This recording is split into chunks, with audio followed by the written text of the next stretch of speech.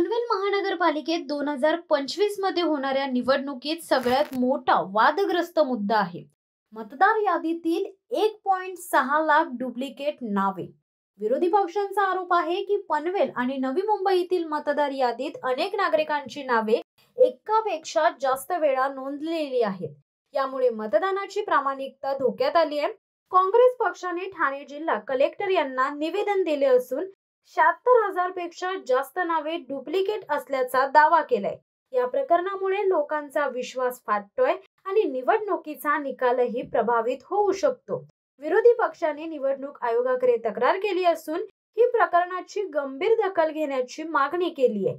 पनवेल महानगरपालिकेतील ही निवडणूक फक्त जागांवर लढली जात नाही तर लोकशाहीवरचा विश्वास टिकवण्याची लढाई आहे।